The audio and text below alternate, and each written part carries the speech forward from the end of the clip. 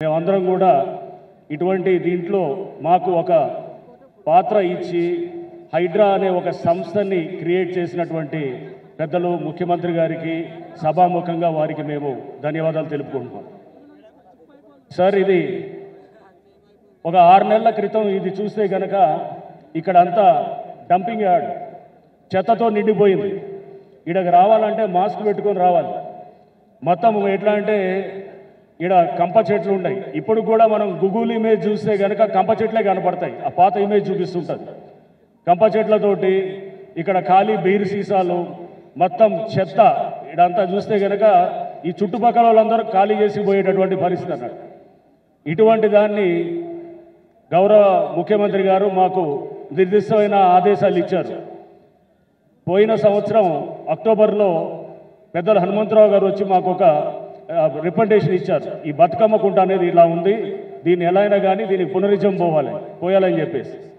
అప్పుడు ముఖ్యమంత్రి గారు మాకు పలు సందర్భాల్లో దీని మీద నిర్దిష్టమైన డైరెక్షన్స్ ఇస్తూ దీన్ని ఎటువంటి పరిస్థితులు అయినా కానీ కూడా మనం బతుకమ్మ సంబరాలు నెక్స్ట్ బతుకమ్మ సంబరాలు అంటే ఇప్పుడు దసరా ఉత్సవాల టైంలో దీన్ని రెడీ చేయాలని చెప్పేసి మాకు ఒక టార్గెట్ ఇవ్వటం, దానికి అనుగుణంగా మేము దీని మీద ఒక ఏంటంటే ఇది కబ్జాకు గురైనటువంటి బతుకమ్మ కుంట.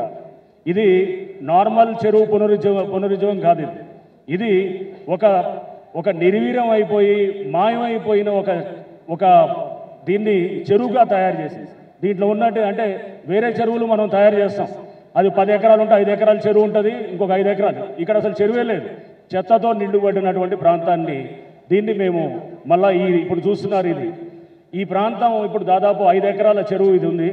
బట్ దీంట్లో మనం చూస్తే కనుక 14 ఎకరాలు యాక్చువల్గా ఉండాల్సిన చెరువు. మనం పాత రెవెన్యూ మ్యాప్స్ చూసినా, సర్వే ఆఫ్ ఇండియా మ్యాప్స్ చూసినా, ఎక్కడ చూసినా ఇది చెరువు అని కనబడుతుంటుంది. 1980కి ముందు ఉన్న ఫోటోలు చాలామంది ఇచ్చినారు సార్ మాకు. వాళ్ళందరి ఫోటోల్లో ఇక్కడ బతుకమ్మ ఆడుతున్నట్టు వాళ్ళ ఫోటోలు కూడా మాకు ఇచ్చినారు. అంటే ఇక్కడ చెరువు ఉన్నది అనేది ఇది మనకు అది నిజం అన్నమాట. దీన్ని మేము ఈ చేసేటప్పుడు ఒక అడుగు తవ్వంగానే అంటే ఏప్రిల్లో మొదలెట్టాము ఈ చెరువు పునరుజ్జీవం కార్యక్రమం చేయడం అనేది. ఒక అడుగు తవ్వంగానే నీళ్లు ఇట్లా బయటికి వచ్చేస్తున్నాను. అప్పుడు అక్కడ ఎవరైతే ఈ కబ్జా చేసినారో వాళ్ళంతా ఇది పైప్ లైన్ బర్స్ట్ అయింది, ఇక్కడ ఏదో కింద డ్రైనేజ్ పైప్ లైన్ పగిలి ఇదంతా అయిందని చెప్పి మా మీద పలు అబాండాలు చేసినారు.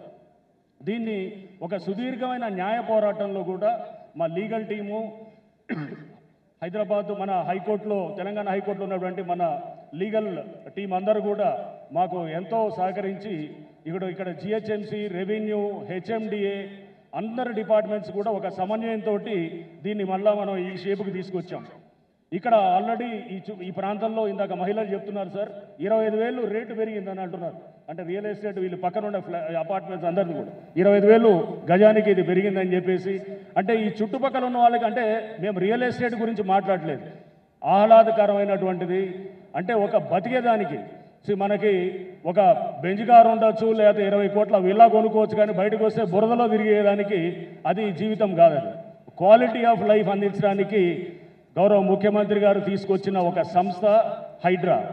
ఈ హైడ్రా ఇప్పటికీ మీ అందరికీ తెలుసు, దాదాపు మోర్ దెన్ 900 ఎకరాలు 50,000 కోట్ల ఆస్తుల్ని కాపాడుతూ దాంట్లో ఇది ఒక శాంపుల్ అన్నమాట. ఈ బతుకమ్మ కుంట అనేది కూడా ఒక శాంపుల్ మట్టుకే, ఇది ఆరంభం మట్టుకే. ఇట్లాంటి ఎన్నో కుంటలు బయటకు తీస్తాం, హైడ్రా బయటకు తీస్తుంది. తీసి దీన్ని చెరువులు పునరుద్ధరణ కార్యక్రమంలో, నాలాల పునరుద్ధరణ కార్యక్రమంలో వీటిలన్నింటిలో కూడా పెద్ద ఎత్తున కూడా మేము ముందుకు పోతామని చెప్పేసి కూడా సభావేదికగా ప్రజలందరూ కూడా మేము విన్నవించుకుంటున్నాం. అట్లానే అసలు ముఖ్యంగా మనం చూస్తే కనుక అభివృద్ధి కన్నా సుస్థిరమైన అభివృద్ధి, సస్టైనబుల్ డెవలప్మెంట్ వైపు వెళ్ళాలి. అంటే రేపటి తరాలకి, భవిష్యత్ తరాల కోసం అని చెప్పేసి ప్రజెంట్ తరాలు అందరం కూడా భవిష్యత్ తరాలది కాంప్రమైజ్ చేయకుండా ఆ అభివృద్ధి వైపు తీసుకెళ్తే అదే సుస్థిరమైన నిజమైన అభివృద్ధి. ఇప్పుడు మనం ఏదో కాస్త చేస్తే కనుక అది ఫ్యూచర్ తరాలది కాంప్రమైజ్ చేస్తే కనుక కాదు. రైట్. లాస్ట్గా సార్, ఇది మేము మొదలెట్టినప్పుడు ఇక్కడ ఉన్నటువంటి పేద వర్గాలు చాలామంది భయపడితే మేము ఇక్కడ వచ్చి మీటింగ్ పెట్టాం. ఈ బస్సీల్లో మీటింగ్ పెట్టి ఈ మీటింగ్లో అందరికి కూడా చెప్పాం, హైడ్రా ఎటువంటి పరిస్థితుల్లో పేదల వైపే ఉంటుంది తప్ప కానీ మీ ఎవ్వరి ఇళ్ళ జోలికి రాదు అని చెప్పేసి కూడా స్టార్ట్ చేసినప్పుడు కూడా చెప్పినాం. దీన్ని కొంతమంది ఎవరైతే వెస్టెడ్ ఇంట్రెస్ట్ ఉన్నారో వాళ్ళు నిత్యం కూడా హైడ్రా అనేది పేదల మీదకి వస్తుందని చెప్పేసి చెప్తున్నారు. ఇక్కడే సాక్ష్యం. ఇక్కడ మొత్తం కూడా ఏదైతే గనక 15 ఎకరాల చెరువుల్లో 10 ఎకరాలు ఆక్రమితమైంది. దాంట్లో చాలామంది పేద మధ్యవర్తి వర్గాలు ఉన్నారు. వాళ్ళని టచ్ కూడా చేయలేదు.